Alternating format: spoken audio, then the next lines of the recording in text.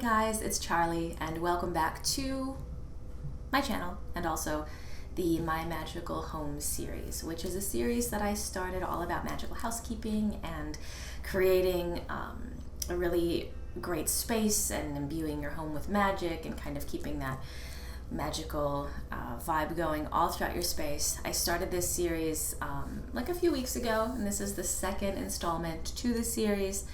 So I apologize it's taken so long, but as I mentioned in previous videos, video making schedules, or video making, I should say, has to be on my schedule. So I've really, as I've gotten older, I've put a lot more priority into my home, my family, my health and fitness and wellness,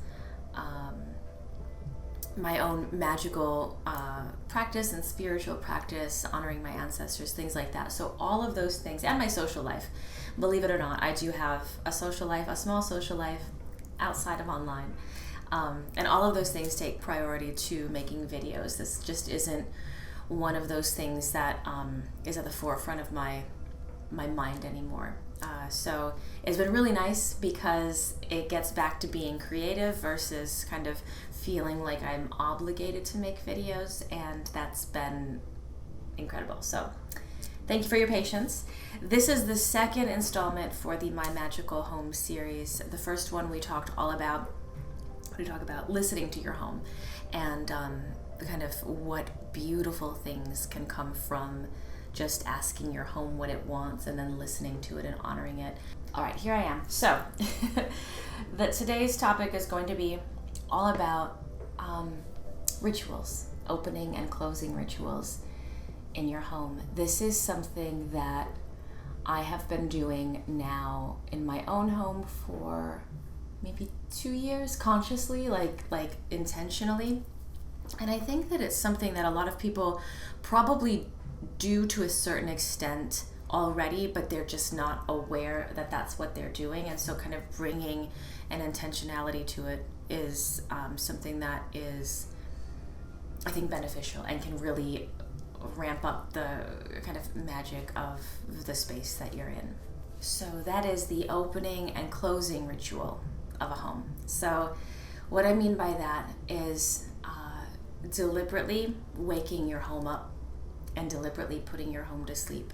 I mentioned in, I think, the first video that my entire life I've always seen things as sort of animate, even if they're not, like having a spirit, having feelings, having a consciousness. And that extends also to my home. And that anytime that I've moved, I always say goodbye to the homes that I'm leaving, and when I move into a new home, I like to introduce myself to it. So this sort of engaging with and interacting with my home as though it's a living, breathing being is something that has helped me feel more connected to my home itself, and then it also fosters this sort of symbiotic relationship that I think I referenced in the first video as well. So an opening and closing ritual is sort of like waking up your home in the morning and then putting it to sleep at night. And this can be done in a number of different ways. I'll give kind of examples of what I do and then just examples of what I think others could do as well. For myself, I've got several, opening and closing rituals that I do every morning and every evening. The first thing that I do when I wake up, I get up, I make my bed, go to the bathroom, anything like that.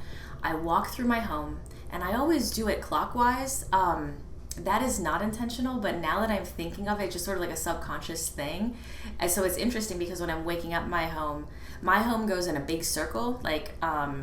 There's, you walk through the living room and then the hallway and then the kitchen and the dining room and then the living room. So it is like a big circle. You can just walk in circles. And I always walk clockwise in the morning, and then I walk counterclockwise in the evening, which is interesting, and I didn't put that together until just right now.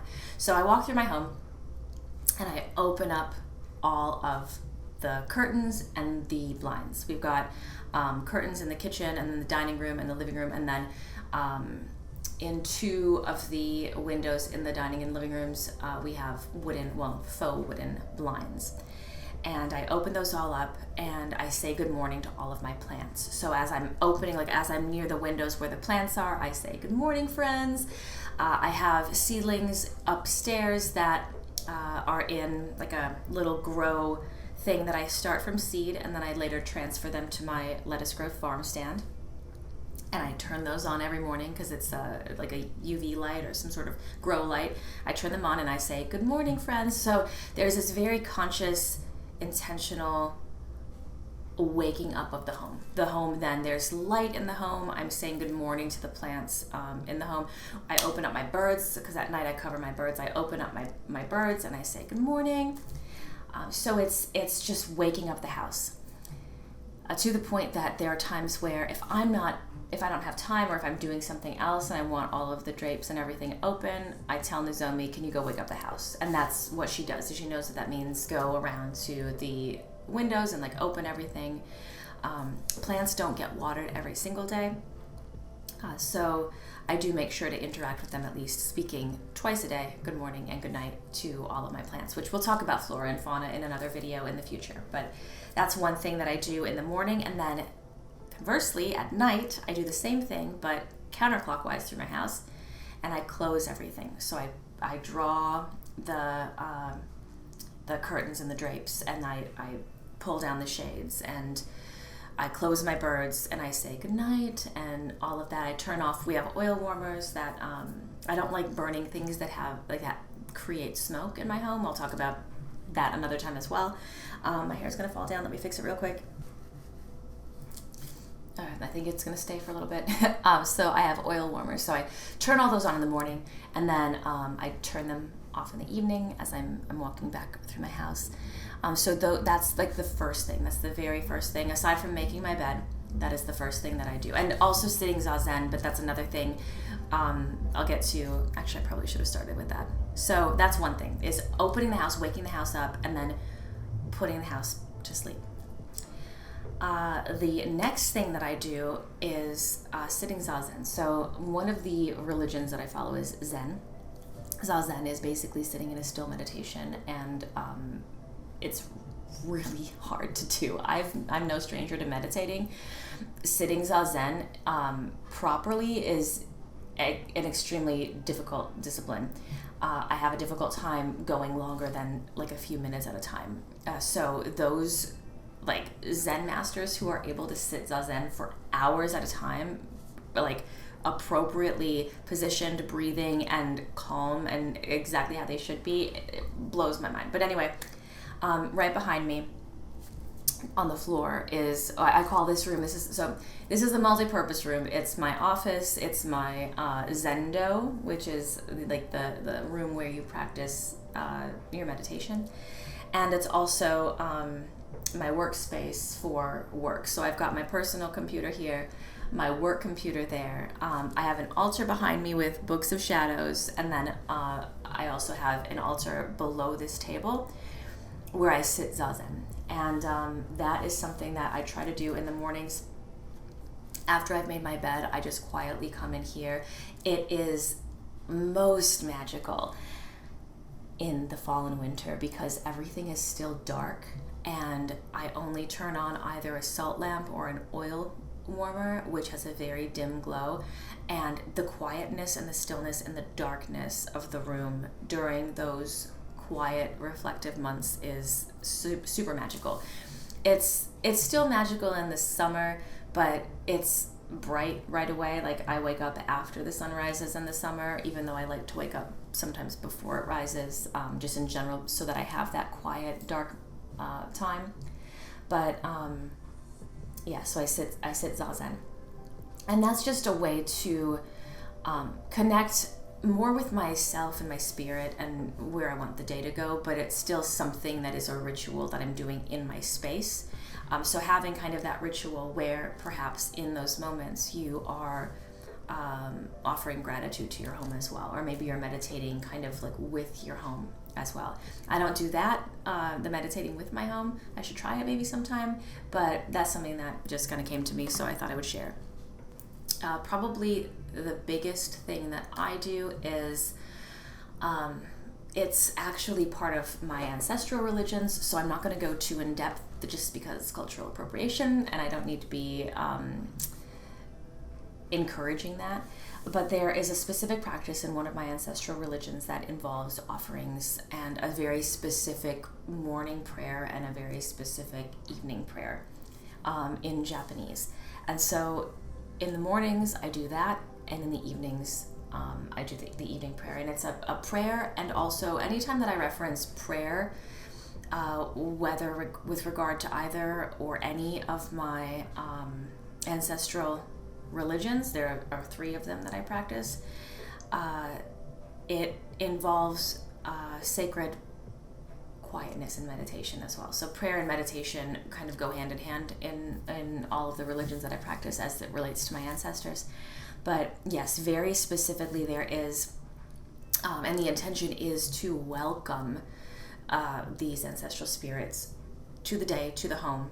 And then at night, kind of the same idea of like putting my home to sleep. It's like, not necessarily saying like you're kicked out, you can't be here, but sort of like, okay, now it's time to rest. Now it's time for rest and reflection. So kind of being a steward of my ancestors and my ancestral spirits in that way. So that's something that you can incorporate in your own practice from like your own, whether it's ancestral, whether it's just part of your tradition. But this sort of, think of it kind of like attending your altar morning and evening, to wake up the altar in the morning and to put the altar to sleep in the evening. It's kind of the same concept as going around and opening the blinds and waking up the home, except it's more focused on the altar space. And I have multiple altars in my home, but there's one that I do this with every single morning and every single evening.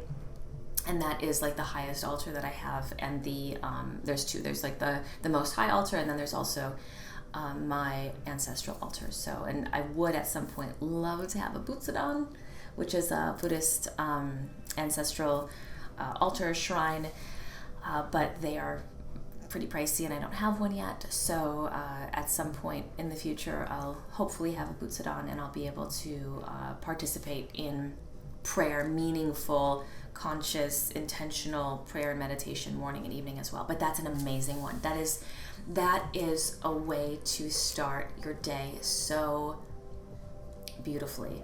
And for me, I mean, the most simple prayers in the morning are just basically like, hello, I'm here, and today I'm vowing to do my best. And you say this with like a sincere heart and a sincere,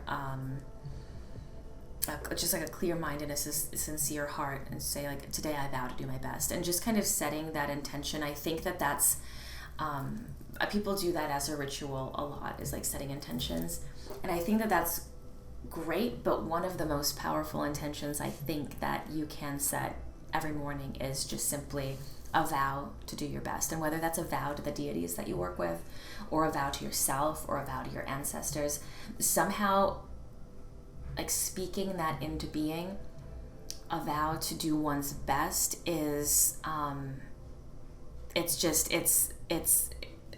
just sets the day off on the right foot. And then throughout the day, as you know, you come up against challenges and maybe situations that are a little bit more difficult to deal with, you can kind of check in with yourself, like, okay, what's the best that I can do? Am I acting in my best? Am I doing my best right now? And that's going to vary from day to day, just based on how you're feeling and things like that. But always kind of striving with a sincere heart to do your best is, I don't know, that's been super.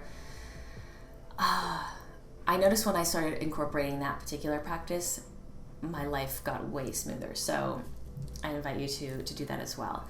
All right, so then the second is the evening prayer. The most simple evening prayer and the most profound in a way, I think, is just saying thank you.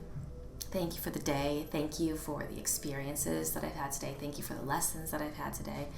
So in the morning, a vow to, like, I pledge to do my best. I pledge to take as much from today as today is able to offer me. I pledge to learn. I pledge to make good decisions. I pledge to be an upright citizen, to be someone who's conducting myself in an upright manner, which like in Buddhism means basically like you're doing your best, you're acting with integrity. And then at night saying thank you. Thank you for all of the opportunities that I've had today to show that I have integrity. Thank you for all of the opportunities I've had today to show that I'm capable of love and compassion. All of these things, like, that's one thing that, just kind of as a side note, I know I'm getting off topic here for a second, but just as a side note, the challenge is if you can choose to view certain like shit times in your life as challenges to prove to yourself that you are capable of compassion, you're capable of patience, you're capable of grace, both to yourself and to others, those are amazing lessons and opportunities. So for those who kind of look on things like, things like toxic positivity, holding a space like that and holding a mindset like that, I don't think is ever toxic, because it's just asking you, like, you can feel shitty, you can feel angry or frustrated, and you may even lose your temper. But if you have the space and the capacity to try to redirect and say, okay, this is a really difficult time for me right now, and it's an opportunity for me to show myself compassion, show myself grace. It may be really difficult, but I'm going to try to rise to that occasion. And I think that is that kind of constant reworking how the mind works is far from toxic. Toxic would be pretending that it doesn't exist and just sort of like, oh, la la la, everything's great, everything's perfect.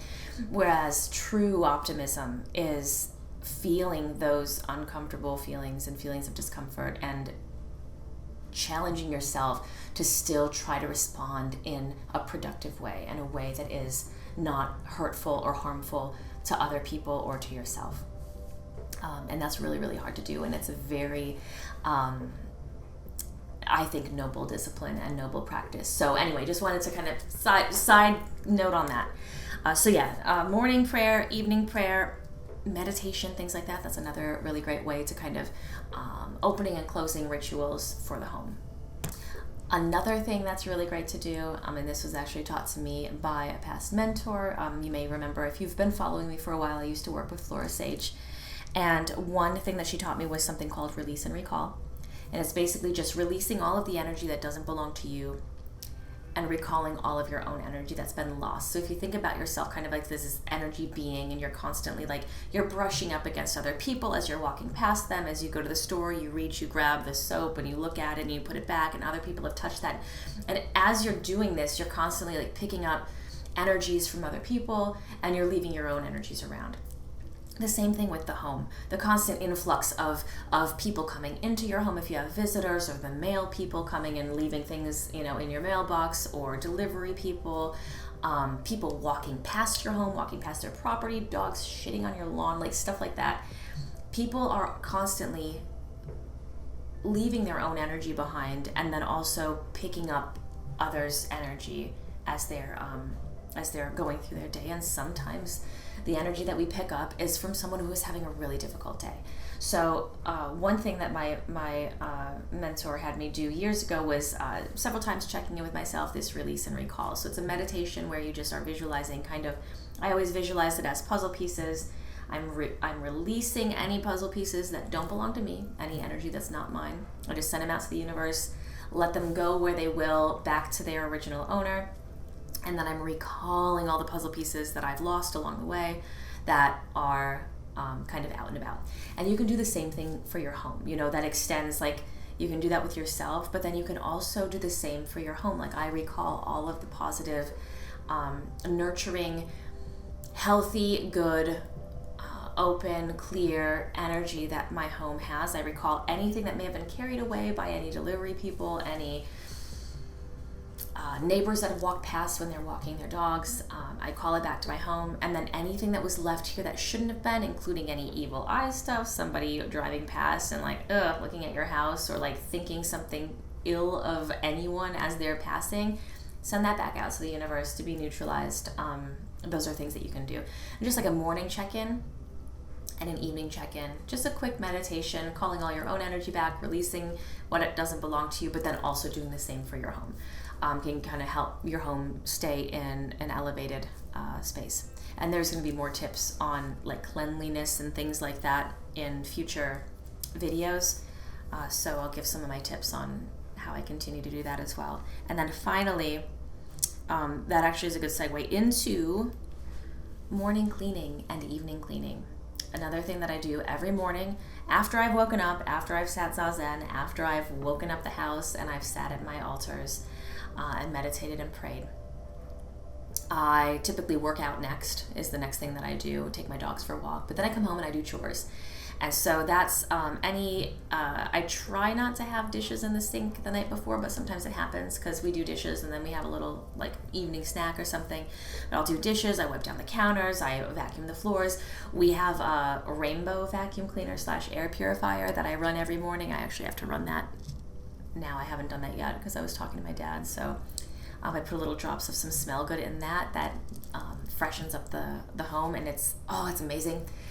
So those types of things, cleaning the floors, doing a load of laundry, all of that I do it before I go to work because I start a little bit later in the mornings, which is nice, so I can do those things. And then again at night, so that's sort of like a waking up, like, hey, it's like getting ready, right? It's always relating back the home to being a human. Doing the cleaning in the morning is like when you get up and you wash your face and you brush your teeth and maybe you put on makeup or you brush your hair, you get dressed. It's like getting the house ready.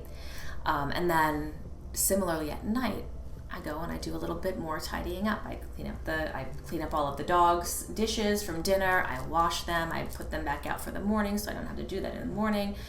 I wipe down the counters. I vacuum any floors that need vacuuming. I straighten it up in the living room. I dust off. We have like a cover on our couch that keeps the dog hair off. I straighten that up because Jonathan likes to jump up and down on the couch and it gets a little like wrinkled up during the day, so I'll straighten that out. And just those types of things so that everything is clean before bed. And that's like how we wash our face. Let's wash our face and like comb our hair before bed. Same thing but for the house. So it's always like taking care of my home as though it's a friend, a person, a human. It's weird. You might think that it's weird. If you don't want to do it, you don't have to, but these are just my tips for having a magical home. Kind of that constant connection, interaction, engagement with my physical home helps me just feel more connected to it, and thus helps it kind of cradle me in the magic that I'm doing in spell work or ritual or journey work or anything like that. So those are, I thought this was going to be like a really, one more thing, sorry. I don't do incense too often. Air quality is something that's very important to me, and I'll talk about that in another video, but I know that for a lot of witches, we love incense, and I like to burn incense outside, but incense it can kind of transport us to a very magical feeling, just like the smell, the incense and the vibe and the smoke swirling around. So for those of you who are into incense, there are really fresh smelling incenses for morning and really kind of calming, peaceful scented incenses for evening. I actually have two different types that come to mind. One is called the sun, one is called the moon. So maybe something that you do is in your kind of ritual or saying thanks and having gratitude for your home in the morning, you light the sun incense. Maybe you put it in the east window where the sun rises. And then at night, maybe you light the moon incense as you're saying your gratitude, and then you put it in maybe the west window where the sun is set. And those can be different ways. Again, these are just ideas for ways to have a morning ritual and an evening ritual for opening and closing your home. That's kind of the whole point of this video, is like having an opening and closing energetic ritual for your home. Waking your home up and putting it to bed. So anyway, I feel like I've talked for a million years. I thought this was going to be a really short video because the paragraph that I wrote about it was actually not that big. But we all know that I can find lots of words and say them forever. So anyway, I hope that you're enjoying this series. Thank you again for your patience. It'll probably be another several weeks before I get the next one out, but I'm having fun with it. Home and hearth has really been a big focus for me as of late, and I learned from one of my friends that she and I are both actually going through a 6 year. So my date of birth month and date, and then this year numerologically are all, it adds up to 6, and 6 is all about like nesting. So that's what my friend told me. I was like, oh, that makes a lot of sense, because I've been doing a lot of home and hearth stuff. So anyway, I will talk to you guys all soon. And if you want to follow me on Instagram, I am a bit more active on Instagram than I am on YouTube. I'm also more active on Facebook, on my Charlie Says Go Facebook page. So if you want kind of like between videos, just like to see what I'm up to, or to engage and chit chat and share stuff with each other, you can find me in those 2 places. So anyway, I'll talk to you all soon. Much love.